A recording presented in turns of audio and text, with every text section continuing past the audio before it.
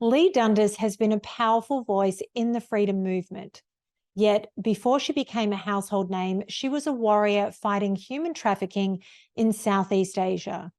Today, she can add author to her list of accomplishments. Her newly released book, Just Stand Up, gives us a very raw look at how she became the woman fighting injustices around the globe. Leigh, thank you so much for being here. Thank you so much for having me today. It's always an honor to be on these interviews with like-minded folks who have like-minded listeners who are trying to do right by God and country. So thank you. Well, I wanted to start because you and I have spoken before and we have delved into the work that you did with the child sex trafficking in Southeast Asia. And for anyone that hasn't had a chance to watch that interview, I will have the link in the description below because it's absolutely a must watch. But this book takes us on a very personal journey, not only through the freedom work that you do and have done, but through your personal life, your childhood, and how you became the woman that you are today. And I think for me, it humanized you in a way that I hadn't expected to read. Picking it up, I thought it would just be all about this incredible work rather than showing this softer side to you. Was that intended when you were writing it, or it was just a natural evolution? I did want to sort of weave in a little bit about who I was because one of the questions I'm constantly asked is, oh, how did you get to be the warrior you are? How did you get to be so fearless? And just just to be perfectly honest, I don't consider myself fearless or a warrior. It's one of those things, you do it despite the fear. It's not that the people out on stage fighting these fights are fearless. We're nervous, we're anxious, we don't know what we're doing either a lot of the time, but we do it anyway. But I definitely wanted to sort of, that said, I have always been fairly outspoken, and I've been very quick to jump into any sort of injustice, whether it's schoolyard bullying when I was a child myself or anything like that. And so I did want to give a little bit of a glimpse into who I was as a child. I just thought it would set the stage. I think I went more into my past than I intended to because if you've ever written anything, a lot of your folks in the audience may have had this. You sit down and you think you're going to write X, and then it's like the pen has a mind of its own, and you go off and you write Y and Z instead, or it goes in a different direction than you expected, kind of writes itself. But yeah, I did want to sort of give the reader a little bit of a glimpse. I feel like there were lessons there, and I didn't even really realize the extent of the just stand up concept that I ended up using as the moniker for the title.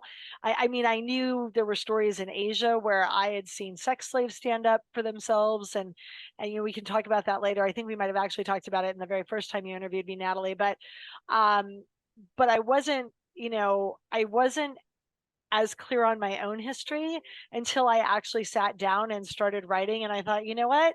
This just stand up theme has really permeated my life from the time I was 3 years old to a young attorney in law firms where I was getting picked on and harassed by other partners in the firm or whatever it might be, all the way through to the fight we're finding ourselves in today. So it was a little intentional, but that said, I think I went further down that rabbit hole than I intended to, but I'm glad I did in retrospect. The first few chapters, I laughed so many times because there were just these great stories about your childhood. And in the beginning, when I read it, I thought you had this really idyllic, beautiful Californian upbringing. But then as the book progressed, I realized it wasn't quite so perfect. There was a lot of turmoil in your household. And then as a child and as a young woman, navigating that household and those relationships, do you think those lessons and living in a household that had those extremes in behavior and emotions going on, do you think that gave you the tools to navigate the world that you find yourself in now? Yeah, I do. 100%. And one of the crystallizing moments for that response was when I looked around the freedom stage. I was up in the Capitol in California, in Sacramento, in April. I mean, barely 2 weeks past the 2 week promise, I was up there with the Freedom Angels. I was up there with other folks. And a lot of the people who were heading to the Capitol that early in the fight, when I looked around these stages a few months on, I realized they had a couple things in common. They were child abuse victims or domestic violence survivors or rape survivors, or they were immigrants from communist countries or other totalitarian type countries. And I thought, well, aren't we an interesting ragtag bunch of, folk out here? And then it just hit me one day. I'm like, oh, this makes perfect sense now that I think about it, because we were the people who were lied to by their government, by their parents, by their spouses, by someone in a very important setting. And we learned, if we survived that, that you start listening to your gut and you start watching what the person's doing and not listening to what Gavin Newsom or whoever it is might be saying to you. And you act quickly, because if you're being betrayed by your family, by your government, by your spouse, it doesn't typically get better, right? When we look at, the abused wife, for just taking that as an example, it's not like she's going to end up having a more rosy existence, a year into the relationship, as compared to if she'd stood up for herself and maybe gotten out early on, right? So things don't get better in those situations, certainly never in my experience, and not in the experience of anybody I've spoken to who came from those settings or from a communist country. And so I think it leads to an ability to see the writing on the wall quickly.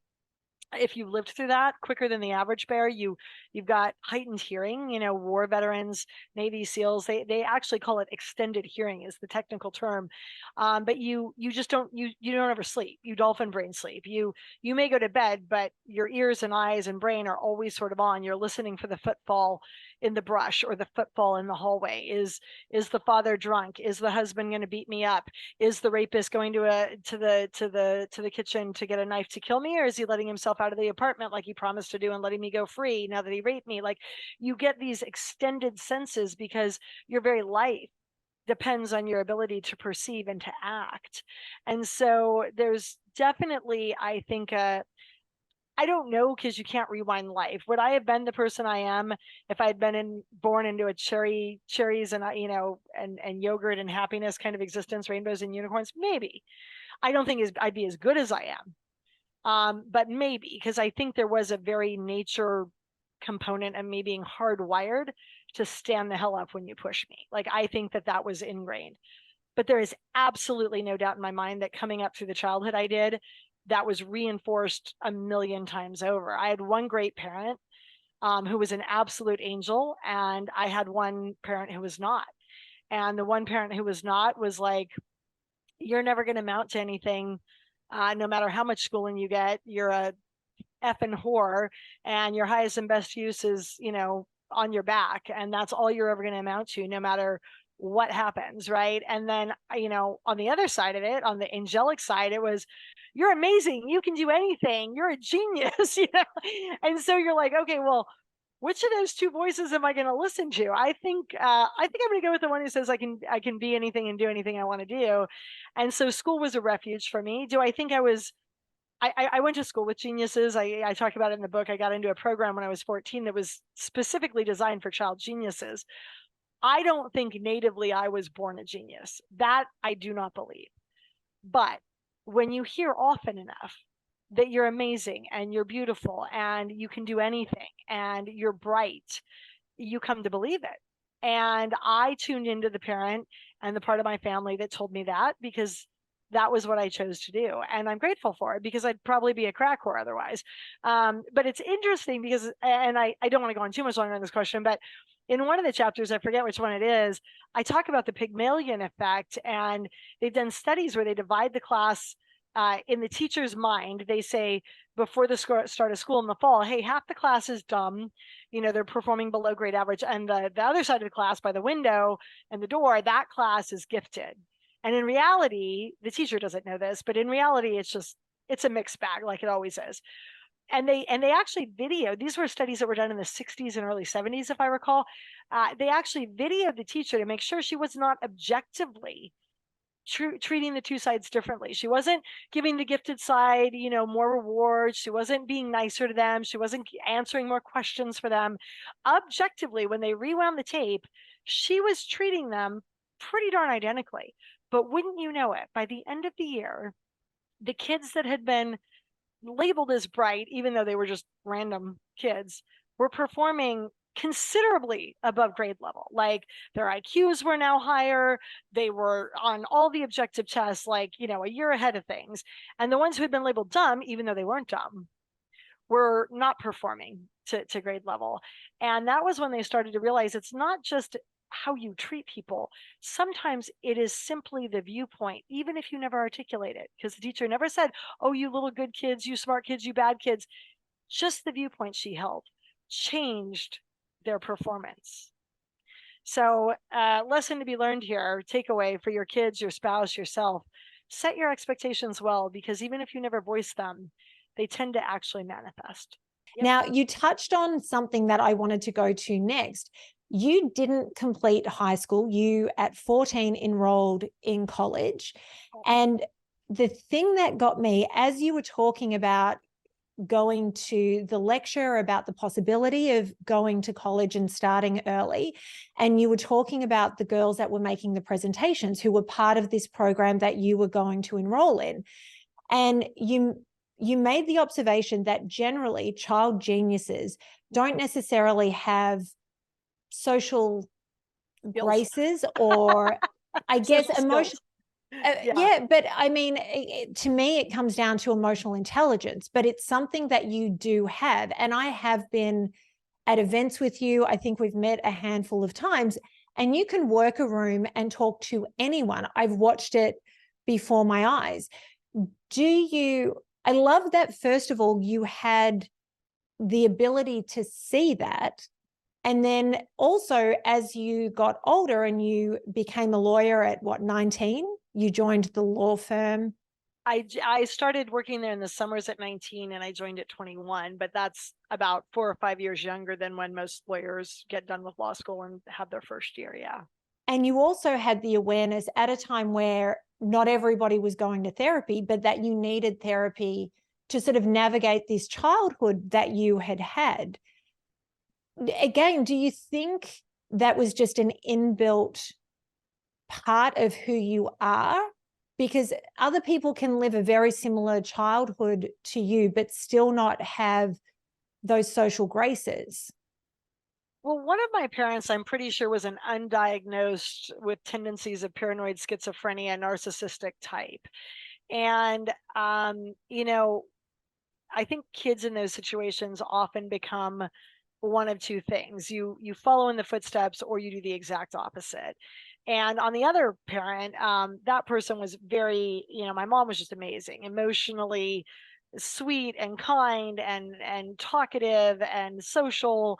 And again, it was like, okay, angel and devil, which am I going to follow? But um, one of the ways that I would navigate the tougher times in my childhood, because my parents just argued all the time, like 24/7. I mean, they were just arguing nonstop. And it was funny, when I met my husband, we'd have a verbal disagreement, early on in our relationship, and he would be like obliterated for like days, minimally till the end of the night. And then sometimes even the next day or two. And I'm like, what is your problem? He's like, we argue so much. And I'm like, we had like one argument this week or month. Like, what are you talking about? And we started talking, and I'm like, literally, my parents argued every minute they were together. But one of the ways that you can sort of diffuse a situation, if you're a little bit high EQ, right, is you can use humor or distraction, or, oh, let me take the pressure off that person by making myself a target. I'll jump in and I'll take the attention off them by making myself a target and taking one for the team. And so I became very adept, and I was always a pretty good actress. My mom had put me in acting classes at community theater when I was 3. So I had played in childhood plays and done a lot of theater and music and stuff like that. And so the combination of sort of, and I don't have siblings, so if somebody was going to try to get my parents to not be going at each other, it was me, myself, and I, right? And you have to be able to read the room. Like, hey, is he so enraged that if I say something funny, he's going to not even take notice? Or is he just starting to amp up where if I throw a well-timed joke in there, it might diffuse the situation? And so I'd had a lot of practice doing that growing up. And as well, I did not want to be ostracized because of my intellect at school, because I got enough ostracism at home. So I wanted to have friends. So I got good, even though I could not relate necessarily to what they were doing academically, because I was always working a couple years minimum ahead of my, I went into kindergarten, I read every book that they had in the classroom in the first week. And they were like, okay, why don't you go to the first grade class and check out all the first grade, Jane and Spot and Dick books. And next week I was done with those. So I mean, I was just always going into the classes higher and higher. And so it wasn't like we would sit around at recess and talk about what we'd read, because I was reading The Black Stallion in first grade and they were still on Jane and Spot. But I would find things I could relate on because I so needed that connection, because I didn't really have a lot to connect on at home other than my mom. So I would sit under the bush at recess and play with, pick the little flowers off and make little necklaces with the stem of the grass with my girlfriends. And I was always finding things to talk about. It was really interesting when my professor in college, who told me about the Stanley Milgram episode, when I asked him to write my letter of reference for law school and send it off to Yale and all the other law schools, he said that I was like a chameleon. And he said, I can watch her walk in at age 14 and a half, 15 to one of my classes. Nobody knows that she's 15. She's talking to all the other college co-eds as if she's their age, and she looks their age, and she handles herself like that. And yet I know, because he and I became friends and I rewrote his textbook for him and I took like 10 classes from him. I know that on the weekend she goes and hangs out with her girlfriend who's being abused at home and has substance abuse problems. And they, she relates on that level to that girl, even though that person is not functioning academically at anywhere near, is probably never even going to go to college, right? And then she goes to the sorority, because I'd rushed a sorority even though I was only 15 in college. And she goes out with her sorority sisters and she's going to frat parties and doing that. And I don't want to say I had like multiple personality disorder, because that's not the right description, but it was like a Rubik's Cube. There were different facets of my personality that I could deploy to every situation. And I do that now. When I walk into a congressional committee that I sit on to discuss human trafficking with Congressman Ed Royce, you see the business side of me. When I'm talking to a little old lady whose granddaughter went missing and has probably been human trafficked after a freedom fight, and she's 4'11", you see me on my knees so that I'm eye level with her, hugging her and praying over her, because that is who I am in the moment. And none of these facets of my Rubik's Cube feel false. They're all me. I've just sharply enough refined them that I can whip out the part that is appropriate to that situation and still be me in the moment, but not scare the person with $5 words who doesn't have a $5 word vocabulary and isn't a lawyer. And vice versa. I'm not going to go to pieces and cry because I had a bad childhood in the congressional committee. I never said anything about my childhood, because the very first time I was sitting on that committee, they said, let's get down to brass tacks. There's no sex slaves in the room. There's no sex trafficking survivors, blah, blah, blah, blah, blah. And all the cops and all the prosecutors were talking in a very different fashion. It wasn't derogatory to the victims, to the survivors, but it was a very different feel than they would have been able to let loose and have that brass tacks conversation at if they had suspected there was a survivor in the room. So as soon as I saw that, I'm like, oh, I'm never saying anything about my life, because I don't want to be treated differently. I don't want to alter the conversation, right? So there's just you just get facets, right? You get facets of your personality, and I think we all have that, but mine are just, there's a lot more gears in my gearbox because of that. At the moment, there is a lot of talk about generational trauma that so many people have unfortunately had to endure because their parents have had a childhood, and their parents before them, and their parents before them. And it's really difficult to break that cycle. But as I was reading through this book, my thought was, she's broken the cycle of generational trauma for not one side of your family, but for both the maternal and the paternal. And that's a big feat in and of itself. So I take my hat off to you for being able to navigate that. And being an only child, not having family to support you as you're doing that necessarily, it is an incredible feat. And you should just know that. Well, thank you. I don't think anybody has ever said that to me, Natalie. You literally made me cry when you were saying that. So I guess I did good. My daughter's 19 now, and she came home from college the first year, and she's like, people are so jacked up. She was living in the dorms, and I don't say things like, oh, you have it good, because I don't want to be that kind of parent.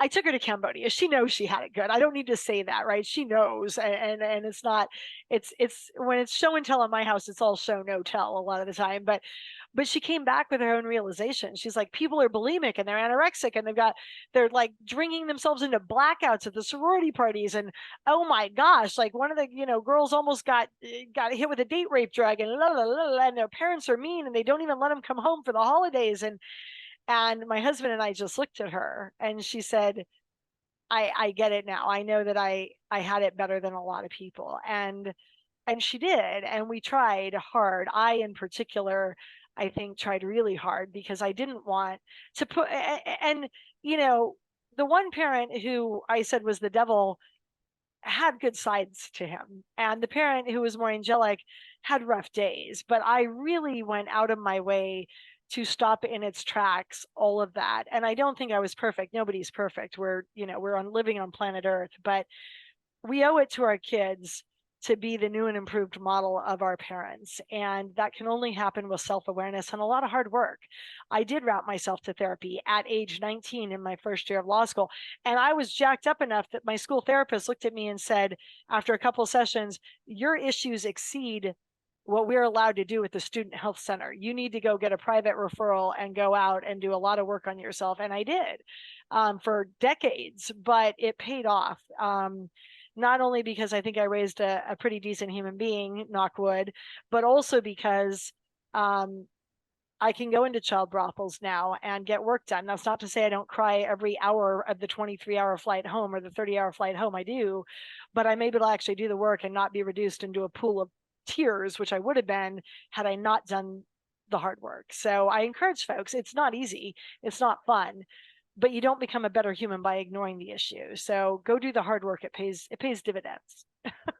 And I will say, just from personal experience, because I've been through 5 years of really hard therapy. That was what it took to get me where I am. And that therapist gave me the tools to, when I knew I hit roadblocks, continue with my healing and being able to recognize what it was.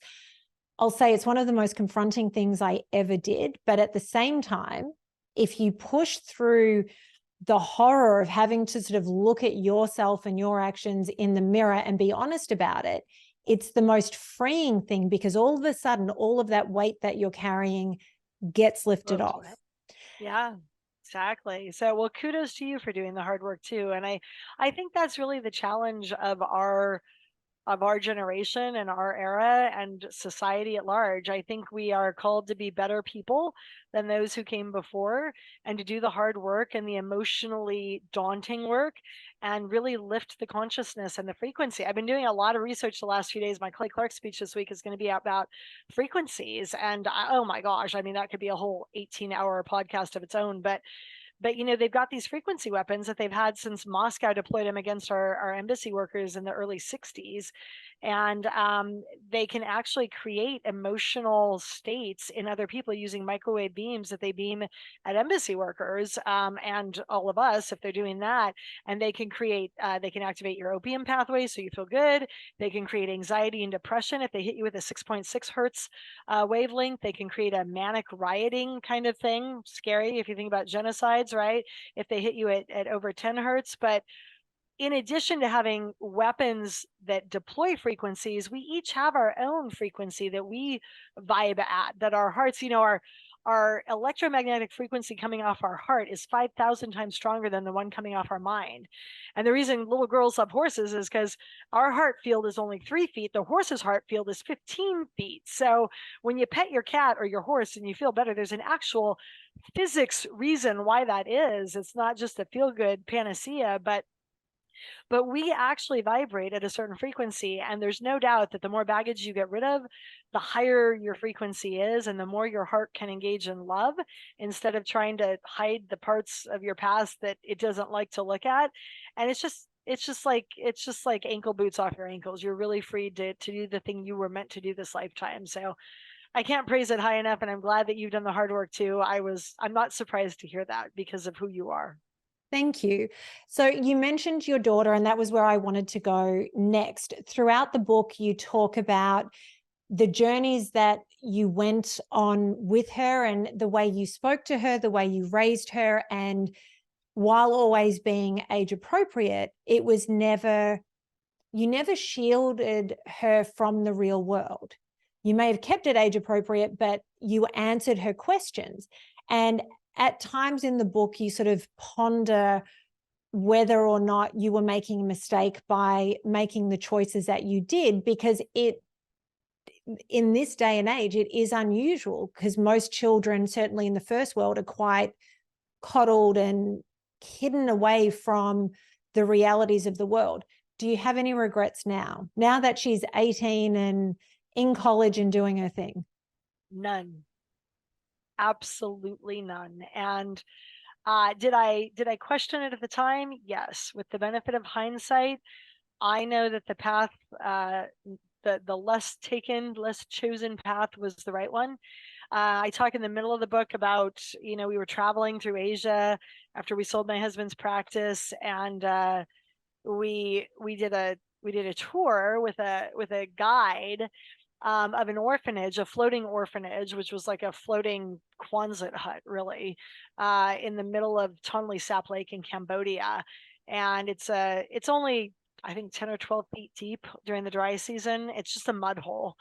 And these kids live full time on this floating barge, and they go to the bathroom in the water, they eat the fish out of the water, they drink the water of the lake, and it's literally a muddy hole. And if you look at some of the pictures there, you can see the color of the muddy water between, the barge. And as we were getting ready to leave, my daughter had befriended this little girl who was doing higher math, like, than any of the kids I had ever seen in America or in my daughter's class. It was very interesting that in the backwaters of Asia. But yeah, the little girl that she befriended had a pink stripe in her hair because another tourist had left hair dye, and the girl had not seen herself. So we took a picture with the cell phone, and I showed her, and I don't think she'd ever even seen a picture of her face before, like, let alone with the pink hair. And she was so taken with the image of herself. I mean, that I looked at the guide and I was like, hey, can I send the photo to you, or do you guys have cell phones? And he was like, no, they don't. And I'm like, well, what about you? And he goes, I don't either. I was like, okay, well, maybe I could go back to the hotel and like print the photo out and mail it. And he said, we don't have mail. And it was just such a pivotal moment. And as we were getting ready to leave, we got back in a canoe, and a woman who was my age, although she looked twice as old, tried to sell her toddler to us, her baby, and pointed at my daughter who was getting into our canoe, and then pointed at her baby in her canoe and said, $1,000 you take. And I mean, it was just a life-changing moment for my daughter, who was like, oh, Mama, did she just offer to sell her baby to you? And I was like, yeah, she did. But the really interesting part of the story, I mean, not that they're all interesting facets of that story, was, so we're getting ready to leave. The guide said, you should really check out the killing fields of Cambodia. If you're staying in Phnom Penh, they're only like a half hour out of town. And I was like, yeah, isn't that where like a quarter of the Cambodians were executed into like shallow graves during Pol Pot's communist overthrow your country, like, in the 70s when I was a kid? And he's like, yeah, but they're just a bunch of empty fields. It's nothing too scary. It just looks like an empty field. And I was like, okay. And I got online and I did some research because I'm not a horrible parent. I did try to do research, but in Cambodia, they censor things. Okay. So I could not read books. My husband was downloading all these books. I read real books. I don't download stuff onto a Kindle. So he's downloading like mad as we're leaving New Zealand, headed for Southeast Asia. And he's like, do you want me to download you stuff? I'm like, no, I'll just buy books for there. Newsflash, you can't buy books there. The only books you can buy are on the Cambodian genocide or the communist propaganda, which I actually read a lot of the genocide books, and it was fascinating. I'm glad I did, but it was because I couldn't read anything else. So I knew a little bit about the Cambodian genocide because I'd been reading the books that I could buy at the airport, and we ended up going out there. But you go on the internet, and it's very censored. You don't get a full idea of the scene. And we're going on the self-guided tour, and my husband and I are listening to the audio track ahead of my daughter's headphones. And if it's too gnarly about what happened, we would fast forward her to the next track. So we're trying to take her to the killing fields of Cambodia and still give her a PG experience. And that works like a charm until the last 10 minutes of the walk, when she sees this big, tall structure, a few, I don't know, half a football field away, and she goes running across the field for it. And it is this really, really, really tall glass structure that looks like this. And I put the picture in my book. But when you get up close to it, it's just floor to ceiling panes of glass. It's like a big glass Rubik's Cube. And that is where they take the skulls and other bones of the dead, who every year when the rains come will still wash up from the shallow graves. It's been 40, almost 50 years now since the late 70s. And that is where they will put the skeletons of their executed ancestors that Pol Pot took out. So my daughter takes off. She's 8. She's faster than I am at this point. And she gets nose to glass. And by the time I catch up to her, and I didn't know about the monument at the end because it didn't come up when I did the research online, and my tour guide didn't mention it, my daughter is literally looking at this. She is eyeball to eye socket with a skull, and they segregate them on different, every 8 inches or so is another horizontal shelf, and they have all the kids' skeletons on one that's right about eye level with children. Go figure.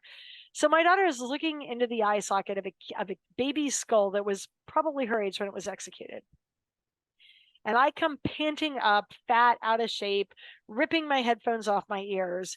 And she looks up at me whipsawed. I mean, all the blood drained out of her face.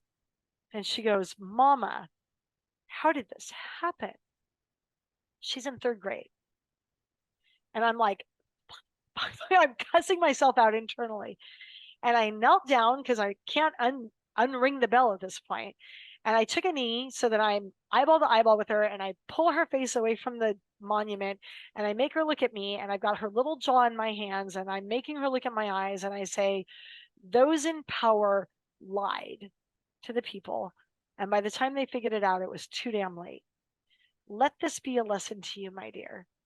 You don't ever trust somebody in a position of power simply because they are in that position. If anything, as a baseline, you make a point of distrusting themselves until they've proven to you that they've earned your trust and can be trusted." And she's like, "Okay." And we got back after almost 6 months of living out of suitcases and watching women try to sell their babies to us and being eyeball to eyeball with skulls of children executed in a communist overthrow. And we went to the mall that fall, and we were going by the Hello Kitty store, and she said, "Oh, hey Mom, I forgot, I've got a hole in my old backpack. I need a new backpack." And I looked down at her and I said, "Do you need it?" And that child looked up at me and she goes, "Nope." And she bounced off to the next store and said, "Let's go eat at Rainforest Cafe," or whatever.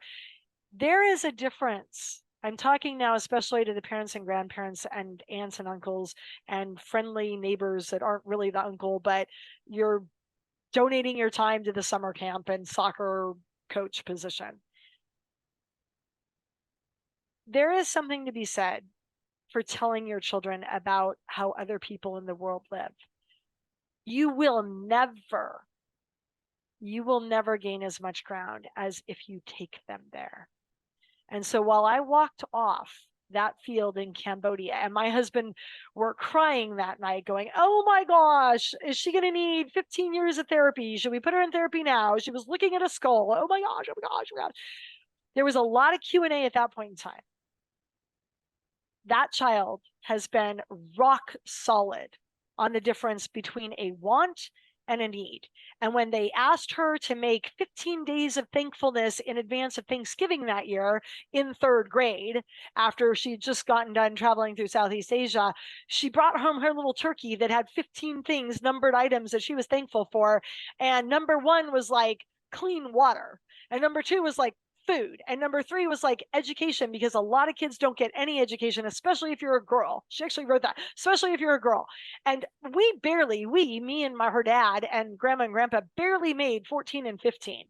And damn if I don't take that turkey out right about now every year and plaster it onto my 1999 black fridge in all of its third grade pasty Elmer's glue glory.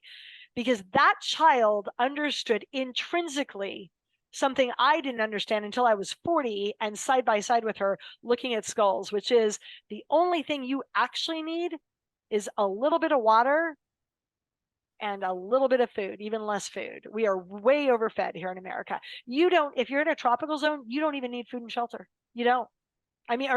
Shelter and clothing. You don't need those because you will not freeze to death in Hawaii, right?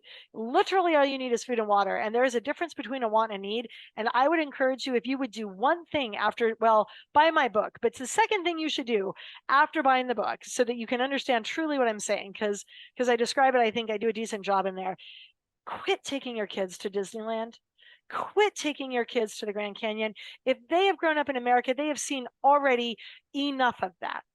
Put your kid for $200 on a one-way flight to Cambodia over Christmas break or your spring break or whenever the next break is, and they too will come home and understand that they need to fight communism. 51% of college-age kids, Natalie, when we ask them, do you think it would be cool to live in a communist or socialist country? They say, yeah. A majority of our youth think it would be cool. I'll tell you something. My daughter is at the most liberal campus probably in the country right now. And that is not a child who will ever answer, yeah, I think it would be cool to live in a communist country. She knows better and she'll never forget. So take your kids outside the country. It is the best damn thing you could do for them, hands down. Okay, you've just touched on the next 5 questions that I want to ask. So I'll start with the travel outside of the country, because that is a big thing within the US. And for some people, it's a financial thing. For others, it's they don't get the time off work to be able to get on a flight that leaves the United States. In Australia, full-time workers get 4 weeks of holidays every year. So that gives them the flexibility that if they do want to travel overseas, they have the time to be able to do it, because obviously flight time, if you're flying 24, 36 hours, that's a lot, and there is jet lag and what have you. But I was thinking about the conversation you and I were going to have. Do you think that the reason a lot of people don't leave the country, apart from sort of financial reasons or ties to work, is because the parents of these children have never left the country? So it becomes this thing where you don't need to leave because we're in the greatest country on earth, which isn't an untrue statement, but that's exactly why you should leave. Yeah, you should.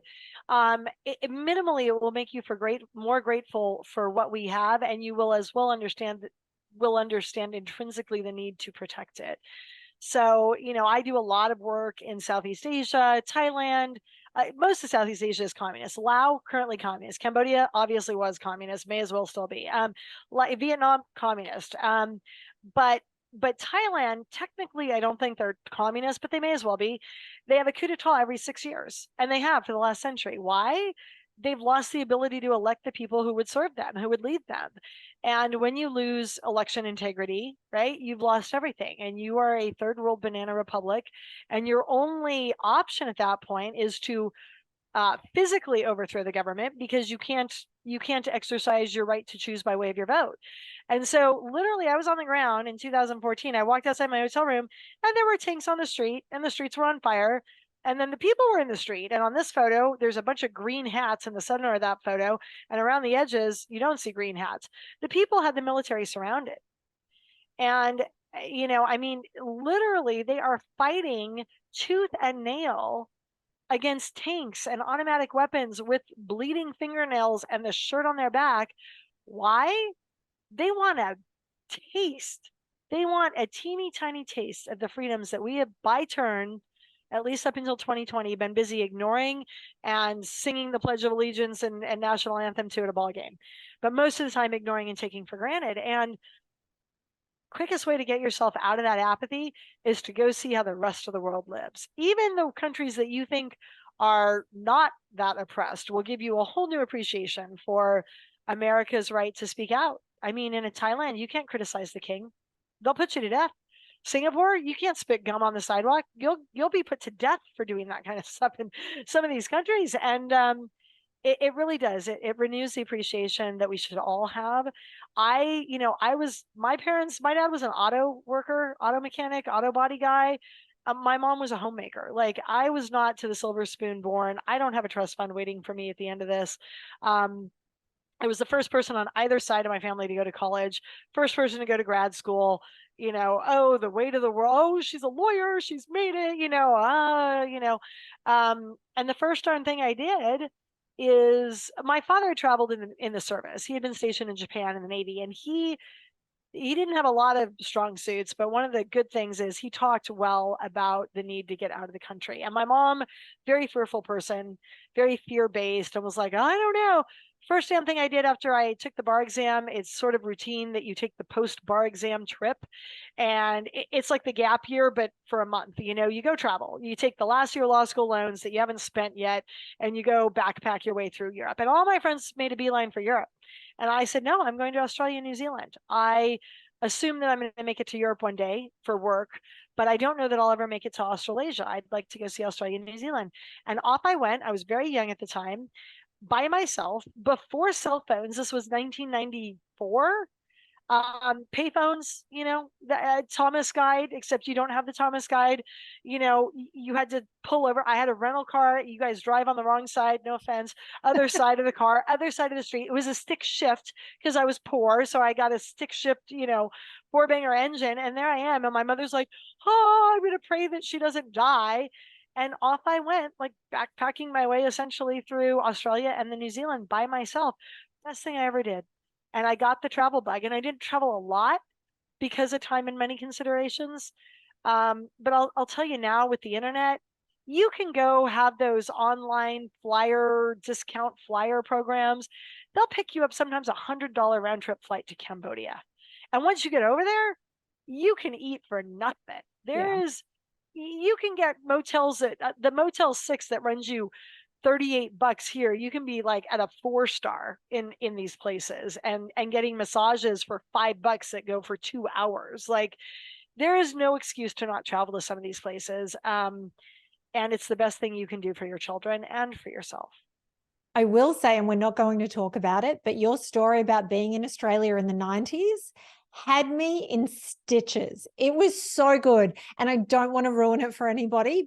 No, but we won't talk about it. But it I involved wanted to be there. A poisonous frog and a stupid blonde girl who didn't know better, aka yours truly. And yeah, there was that, and the time I talked about the standoff I had with a cockroach in a brothel. I tried to put some funny chapters in there. That, and the time I ran outside my house naked as a teenager because of an earthquake. But those are some funny chapters. I tried to flip back and forth because you can't just talk about the child brothel industry for 400 pages. People will just be crying and ready to commit suicide at the end of it. So I really tried, even the times where I was going into the dark, I tried to tell a story that would leave you on a high note, tell the resilience of the girl. But I also just wrote some straight up funny chapters, and I'm glad to hear they hit the mark. So there you go. You forgot there was a Mel Gibson lookalike, and I would like to meet. Me too. I wouldn't mind laying eyes on that handsome boy 30 years later. Right? So one of the other things that you mentioned when you were talking before is the 51% of college students that talk about how they would like a socialistic society. Now, I'm sure this isn't true for all of the students, but on social media, we see people interviewing college students and on college campuses to get different opinions. Every video I have ever seen where they have been speaking to people that do want to live in a socialistic community, or some even say they think that communism is great, which blows my mind, because I think back to my education, and communism was always bad, and they always explained why it was bad, right? I don't understand how that's not still the lesson today. But whenever these, and I'm going to say kids, I mean, they're young adults being in college, but anytime they are asked what country has a socialist system that has thrived and done well. And of the interviews I have seen, and maybe there's some out there that I haven't seen that have been able to answer the question, but 100% of the people asked that question were never able to actually name a country or society that lived well under socialistic rule. And right. It's a gateway drug for communism. They fall into communism and you end up with Cuba and North Korea. I mean, hello.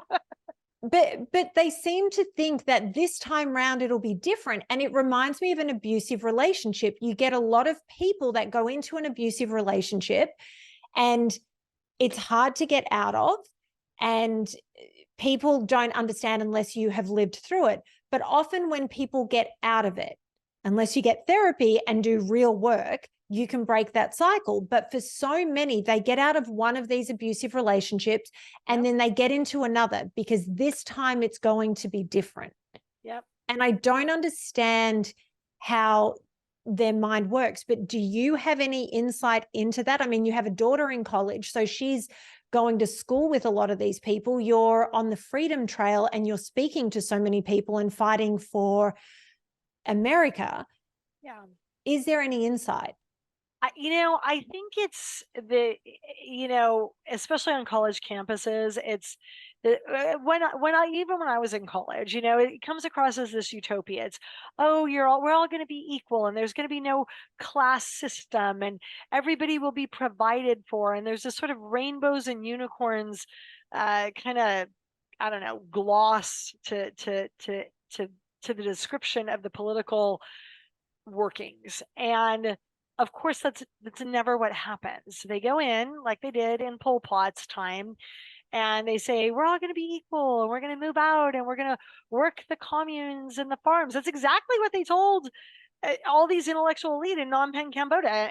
And by that, I mean you and me, like architects and accountants and journalists and doctors and lawyers and teachers and government workers. And, oh, these people didn't know how to farm. None of us were farmers, but we're going to go, grab your worldly possessions and put them on your back and in the back of your car and on the back of your bike. And we're going to, frog march you out in, miles and miles and miles and miles out into the green grassy area. And you're going to be farmers, and we're going to have this beautiful control, we're going to have ownership of the means of production be in the hands of the people. I mean, that is the communist socialist line. And it's we'll all work side by side equally, and there won't be any these and me's and class distinctions. And it sounds great, and I honestly think it's a testament to the beautiful idealism of youth, that the youth hear that and they go, yeah, how awesome. The problem is it never works out like that. There are always assholes in every society. There's always a bad egg. There's always a bad apple in the cart. And they want to be the ruler. And so you get communism in, and just like in capitalism and just like everybody else, somebody wants to be above his neighbor. Somebody wants to work harder than his neighbor. Somebody wants to get more for their effort than the guy who is slacking. And so you get a capitalism tension where I want to eat more because I planted more in my field. Why am I working hard to feed you when you're sitting there under the tree doing nothing, right? So there's that tension. And then you get the grifter, the gruesome Newsome, right? The people who want to be in power, even though they're not doing anything to contribute to society, they just want to rule over us, right? And suddenly, you have Castro and you have Pol Pot and you have North Korea and their little, executive crew. And it is Kim Jong, all of these systems end up with haves and have-nots.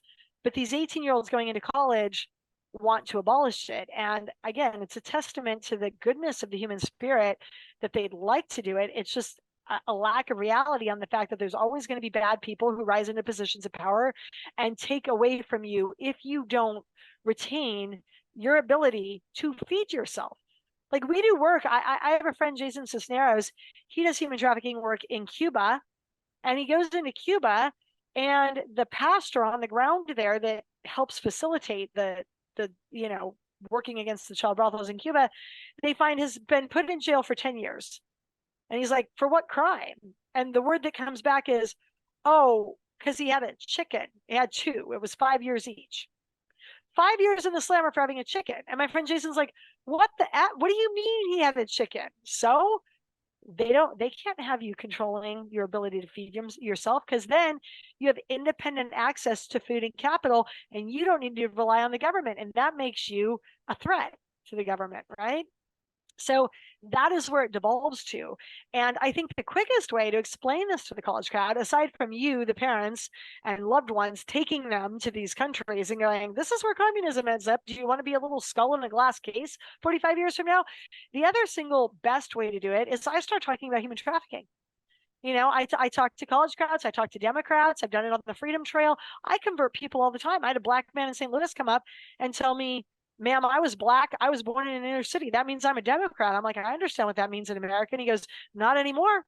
You know what I talked about that night? I talked about human trafficking, Natalie. And I said, oh, the child brothel in these Southeast Asian countries. Somebody raises their hand and goes, how do you get so poor that you would have to sell your kid to a brothel or watch them starve? And I go, oh, well, that's communism. And this is how they roll. They come over, they say, it's only going to be 2 weeks. You're going to own nothing and be happy. They're going to censor you a little bit, but it's only for 2 weeks. And and they're going to defund the police, and we're all going to be equal, and they're going to take down your statues. And all of a sudden, the Democrats in the audience, who used to be Kennedy Democrats and don't realize that the Democrat Party has been hijacked by actual communists now in America, start going, hey, wait a second, this sounds a lot like what they're doing in America. I don't need to force feed them the conclusion at that point. The kid or the adult just has their own realization. They're like, holy shit. What we should be doing is funding groups of people to go in the summer of 2024 to meet to the child brothels of Southeast Asia. I will bring home 100% Democrat crowd that went over to do good, because that's the Democrat talking part. Oh, of course we want to. I mean, the Democrats will sign up for the human trafficking tour faster than the Republican girls, right? I'll take them into the brothels of Asia. They'll come out a Republican card-carrying patriot when I get back, because they will understand that communism is an experiment that has always failed and never succeeded once they come face to face with it. But the problem is you can't do that in the ivory tower of a classroom in Berkeley. One of the things that I noticed recently when we had the Lahaina fires in Maui, horrific. And then The Rock and Oprah come out and they're raising money for their fund. Here's my observation, and I'm curious as to what yours is, or if you agree with the conclusion I've come to. I understand not wanting to give money to those two people or to the fund that they are attached to. And for me, I personally supported people saying, no, look at where the fund goes, look at the salaries that are paid to the people running the fund. There is no way that money is going to make it to the people that need it. And I supported that part of the argument, but it suddenly became the elites, the rich, they should be funding the entire recovery. They should be doing this. And I was listening to it and I went, suddenly the rhetoric's changed. We are now believing that we can tell people how to spend their money because they have worked hard and gotten great jobs, great careers, where they've managed to make all this money. And the thing that makes me nervous is they see it as a we versus them argument, which yes, sometimes it exists, but at the same time, they want them to share everything that they have, but these people don't necessarily want to share anything that they have because they think that everyone that has more than them, but they don't always see that there are plenty of people behind them who have less than they do. Yeah, you have to be careful. I mean, the handle obviously is to research any 501c3 charity that you're giving to and make sure that the money is going to the purpose that is stated, and that you're not just paying bloated CEO salaries and other stuff. And that's true whether it's human trafficking or relief work after a hurricane or a fire or whatever it may be. But we do have to be careful, because to just turn around and say, hey, all the billionaires of the world should be funding all of this because, we, the injured party, should be getting a handout. Well, that starts to slide back door into the socialist argument. And it is something to be wary of. I don't know. On the Freedom Trail, I have little ladies who come up to me who are 91 years old and give me $13, and that represents, or $500, and that literally represents 100% of the money that they have that month, right? And I have a billionaire the same month who gave me a $500 check, and that's like 0.000000 whatever. So, is there a disparity there? Yeah. Do we need the George Soroses of the world in our camp to be stepping up? Yes, but just because I've worked hard and been intelligent and made more money than the next guy, does that mean that I have to give part of what I've made to the next guy? Well, that gets back into a very leftist argument, and it's a problem. When my daughter went to college, one of the first things they said during the orientation, there was this little petite blonde girl walking backward, talking to the 15 people in her group and all of us 30 parents.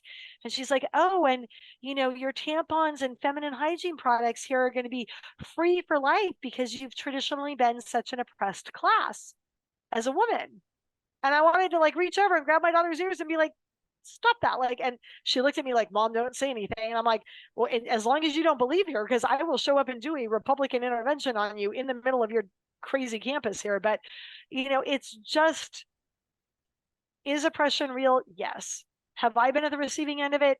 Yeah, I walked into a law firm, a white shoe law firm where we're representing Fortune 100 companies, and my damn bra was hanging from the chandelier with money taped to it by the guy who'd been in charge of, my boss, basically, the senior attorney on my case for years, right? So does discrimination happen? Sure. Does harassment happen? Yes.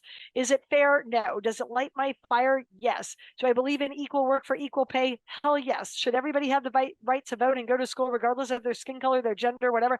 Yes. Yes, yes, yes. But, am I going to be holding it against a little Japanese kid because, they bombed Pearl Harbor and my grandfather was standing on the decks of the West Virginia? Am I going to go up to a 5-year-old who's the grandchild of one of those suicide bombers and be like, hey, your granddaddy bombed my granddaddy and you owe me reparations now?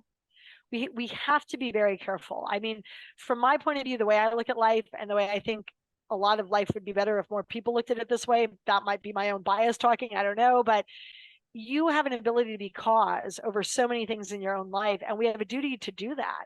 Is it harder to make a dollar as a woman? Yes. And as a short man. Studies prove it. I was a sociology major. You can go Google it right now. Short men make less money than tall men. Is it fair? No. But can you still do it anyway if you're a chick, a black man, or short? Yes, you can.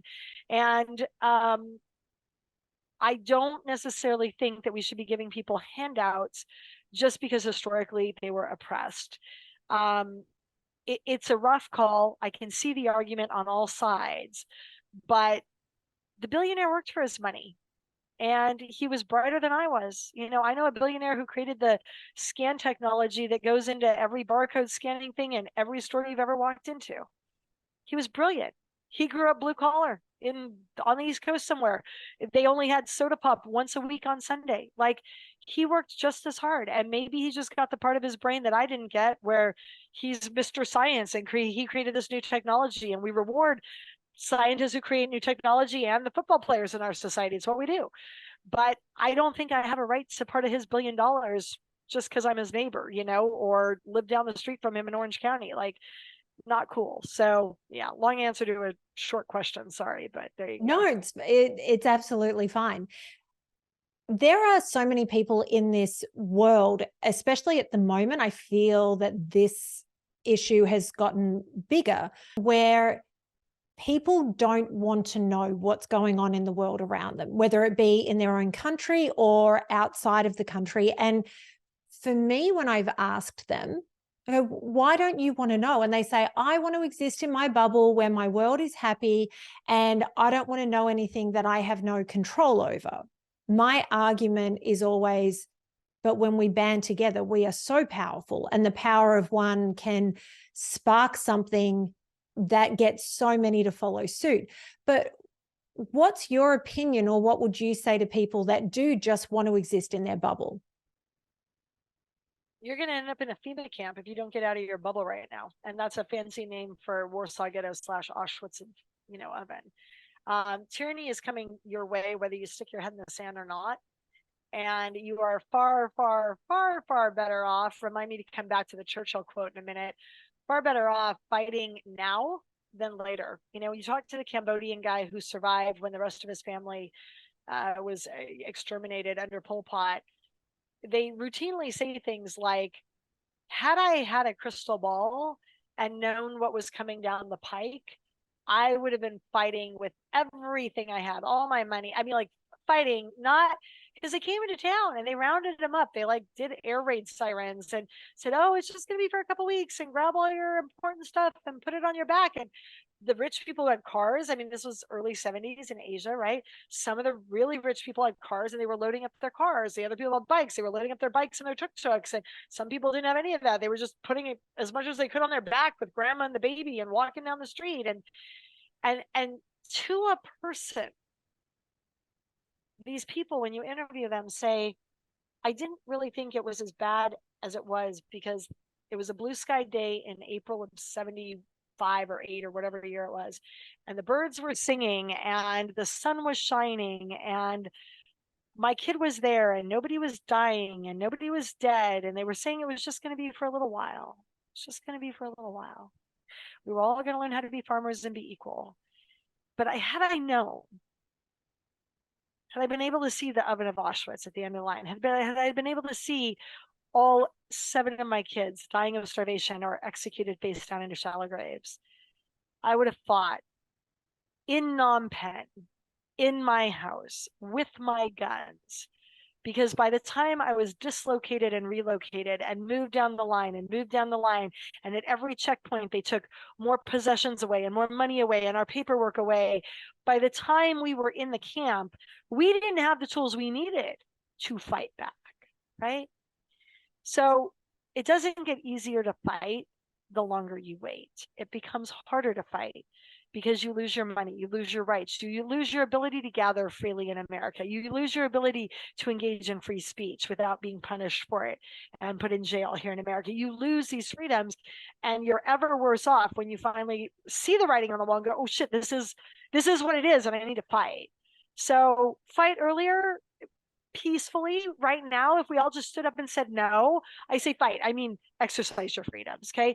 If we all just exercise our freedoms peacefully, it'd be over. If all the Germans had just said in 1937, hey, Hitler, we're not going to do what you're suggesting. We're not going to bake people in ovens. We're not making Warsaw ghettos. Or you're crazy boy. You're just a paranoid schizophrenic who's high on meth because your doctor's giving you meth. That's actually was hooked on meth. No, you're delusional. We're not doing that. It would have been over before it started. The problem is they let it go. So you need to stand up and you need to fight down every bad plan. Drag Queen Story Hour, that's a problem. Communists had 45 goals. Khrushchev said, I'll take America without firing a single shot. 45 communist goals were read into the open congressional record in our country in 1963. They included taking over one or both political parties, officially recognizing Red China and permitting trade regardless of communist affiliation between all countries, taking over the schools to use them as a quote unquote transmission belt. This is a direct quote for the purveying of communist and socialist propaganda, taking over the school unions, the teacher unions, taking over the free press and the student press, and so on and so forth, defunding the police, normalizing perversion, increasing rates of divorce, normalizing perversion. What does that mean? Well, if you can be gay, you're not reproducing. If you're not reproducing, you're not a thriving society. You're a smaller society. It's easier to take over. If you're tranny, if you're gay and you're not reproducing, do I have anything against what you do in your bedroom? Hell no. I don't care what you do in your bedroom. But for goodness sake, do not show up in my stripper heels at my kid's 3-year-old story hour. I don't show up in my lingerie just because I'm hetero and say, hey, little kids, we're going to read, whatever. Aesop's fables and grim fairy tales while I'm sitting here in hooker gear. It's just inappropriate.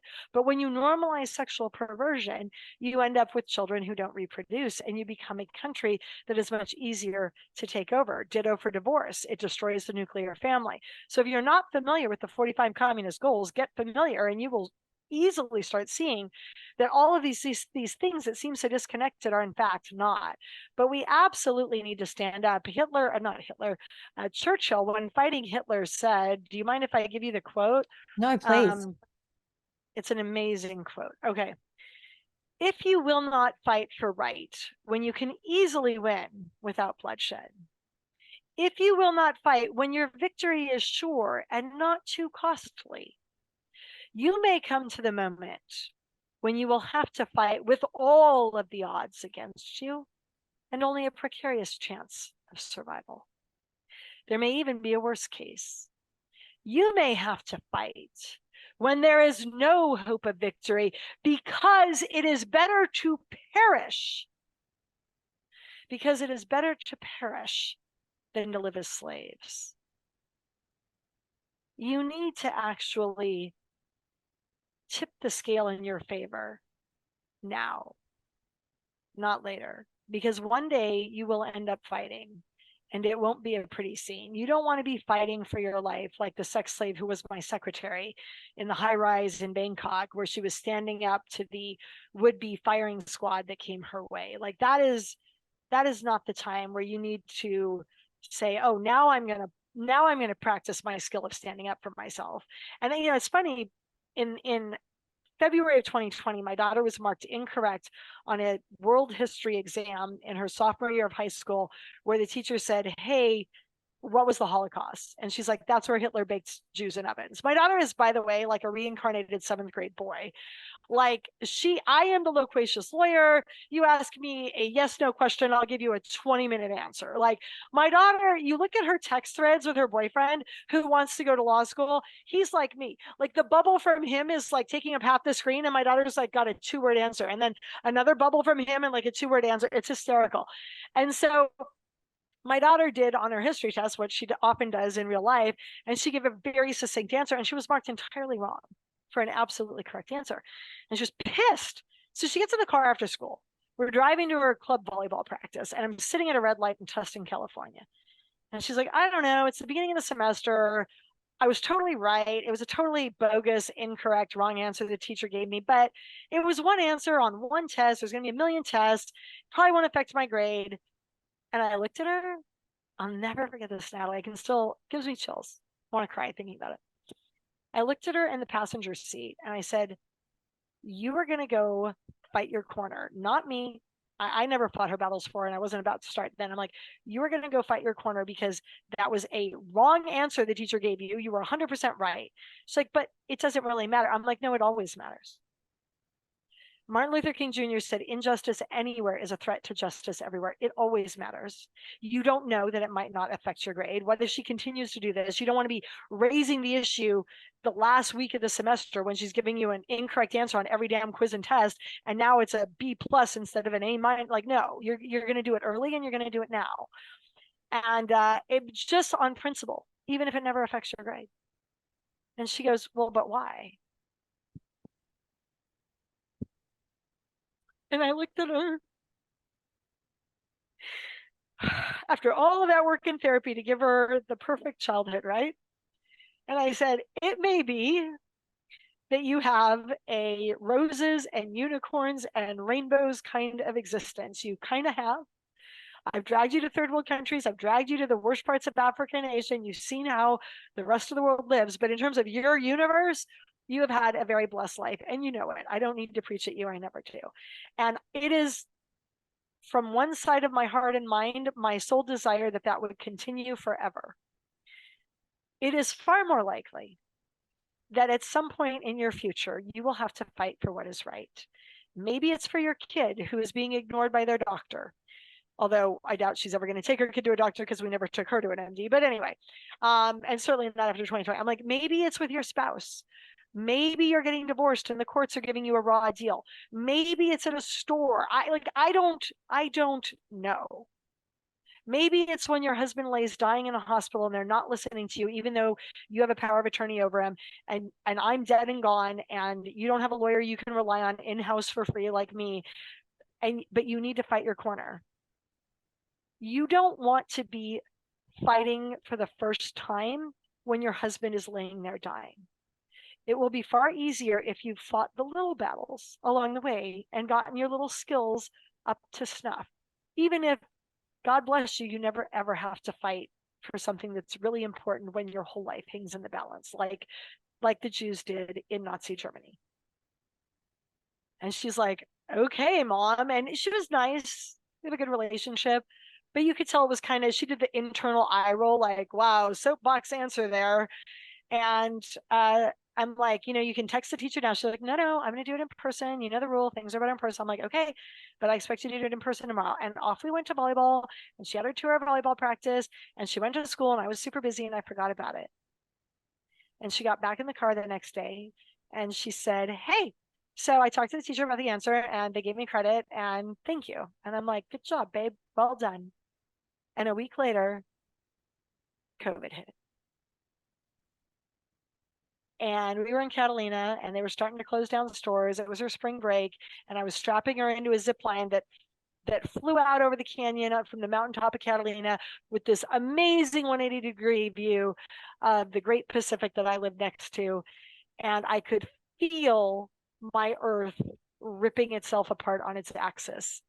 And I was pretending it wasn't going to go to hell, even though I knew better. I could feel it. If you've grown up in a slightly or moderately or worse abusive environment, you feel it in here before you can even articulate it with your logic. And I could feel it. She couldn't feel it. She can't feel it. And my husband couldn't feel it because he had a pretty normal childhood. But I have so many times thought about that day and thought, damn, I had no idea when I told her that the worst of the worst was coming for her. And for all of our kids, for the children all over, they deserve a hell of a lot better than they've gotten the last 42 months, a hell of a lot better.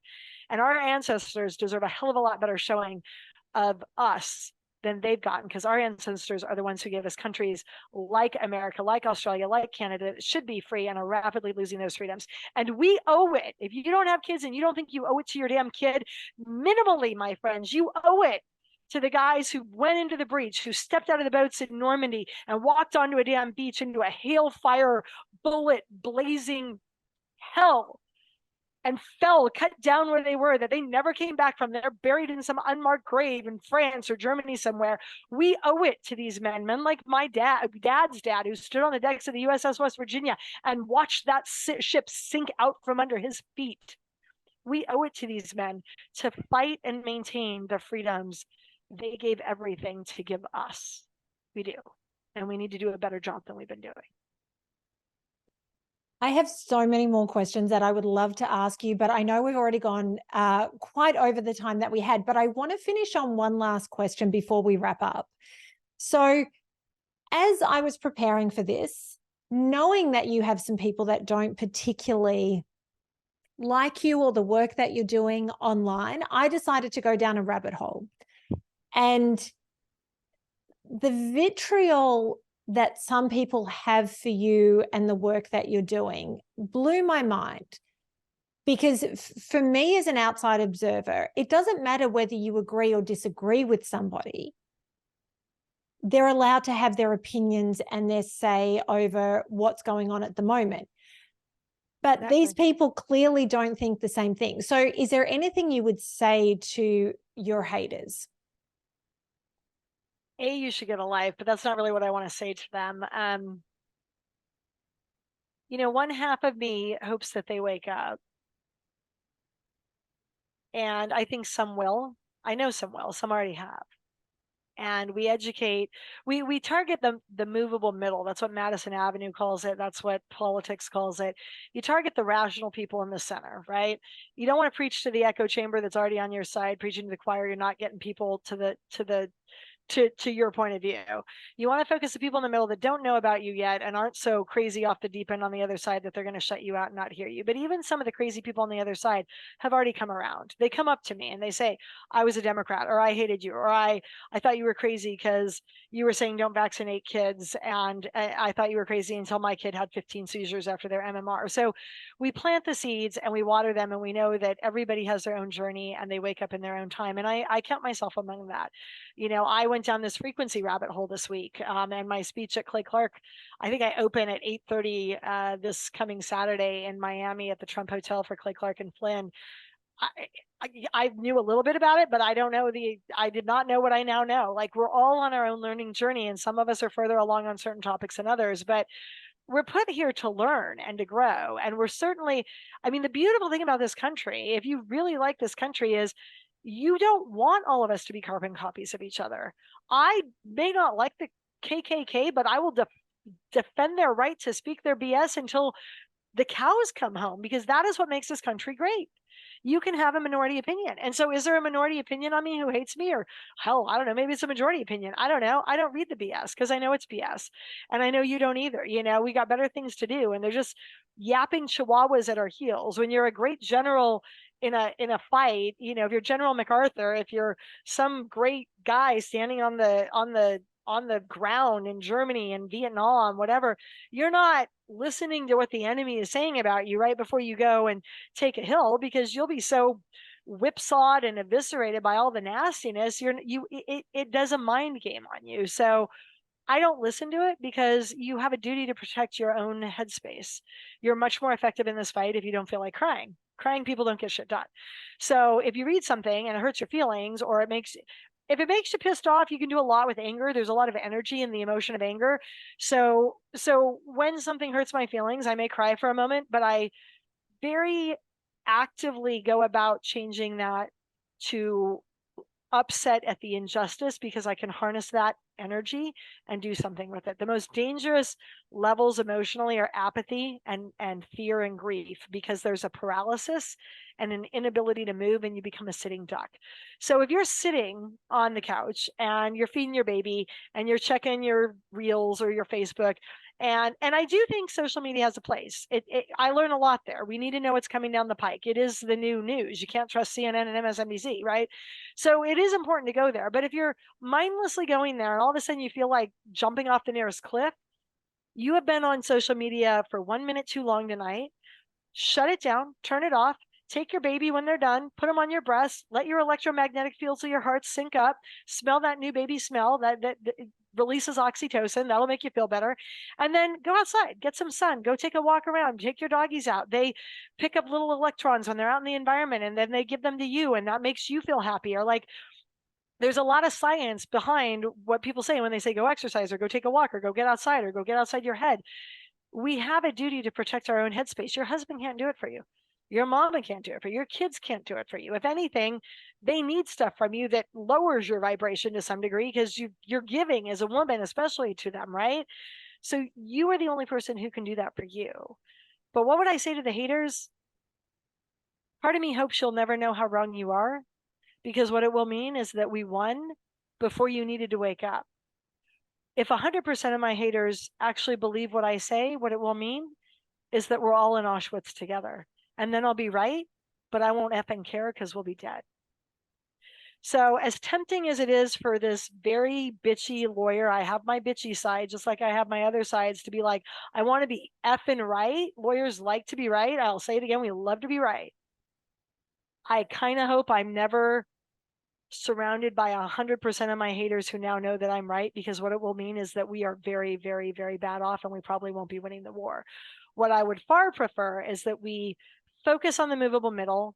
We reach the movable middle. I've been doing TV ads. They're not cheap, but they get shit done, because they actually go to where the people are sitting on their couch eating bonbons, whereas the lawsuits and the legislation in the blue states are so often ineffective. But the fight is for the movable middle. These are same people. Yeah, they'll go online and read that I'm a Satanist and I behead goats and I'm a Scientologist and I'm a Jew and I'm a Catholic fascist, and I don't even know what they've said this week because I haven't looked. Okay. And then they'll also probably listen to me bitch out the school board, and they'll go, you know what? that doesn't have the ring of truth that she's crazy. She looks very, very sane. And she's talking about what I remember learning about Nazi Germany and the fact that we're not supposed to experiment on people without their informed consent. I vaguely recall my high school history teacher telling me that. And now guess what they're doing in 2020 with this vaccine? Maybe I'm pro-vaccine, but I can still understand that it's a bad scene when you can't say no because you have a differing opinion. And I am here to tell you, I want to leave your people with hope. We are winning this war. 90% of CNN viewers are no longer watching CNN. 42% of people who are Democrats are watching Tucker and Hannity, okay? And when I did the convoy and we hit Gallup, New Mexico, which is reservations, Native American, Navajo land, they are like the black man in St. Louis who came up to me and said, ma'am, I'm black. I was born in an inner city. You know what that means? I'm a Democrat, but not anymore. We had a couple Democrats sitting in the Applebee's and they wouldn't seat us truckers. The hostess was a bitch. And these guys waved us over and they said, are you part of the convoy? And we're like, yeah. And they said, come eat with us in the bar. We'll make room for you. Here, have some of our chicken wings. And one of the ladies looked at me and she goes, you know what? We're Native American. My husband fought in Vietnam or Korea or World War II. He was wearing his little hat. 3 of them, her sister, her husband. We're Democrats. We're double vaxxed. We believe in the vaccine. Here's $100. You go put it in the boys' tanks. And I was like, what? She goes, yeah, we don't agree with you, but we agree with your right to have a different point of view. And that trumps our personal take on the vaccine. And I was like, oh, we are winning this war. This is a different day. Even the Democrats are seeing that this is an artificial divide. Even the Democrats are saying, you know what? I don't really want to know what you do in your doctor's office or in your bedroom. You do you, I'll do me, and let's agree on what we all agree on, which is that this is a great country. There's a thing called the First Amendment. We're the better off that we're not all equal robotic clones of each other. You know, same place, same time, same bad Del Taco commercial. And this is what makes America great, is the fact that you and I can have civil discourse over different points of view and still be human and still be loving about it and still say the most important thing is that we protect this country and your right to have a different point of view. And that was what told me as I was standing in an Applebee's in Gallup, New Mexico, and Democrats were giving me monies who were double vaxxed to put in the tanks of the truckers who were standing up for the right to say no on those vaccines. That is what gave me hope that we are yet going to win this war. And we've only come even further in the last year and a half since then. Well, Leigh Dundas, thank you so much. And for those who don't already have her book, I always hold this the wrong way so people can't see it. Just Stand Up, and they can purchase that on your website, which is leighdundas.com. Yep, leighdundas.com. My mother gave me lots of extra letters. It's Leigh. So there's 5 letters, not 3 in my first name. And Dundas is Scottish.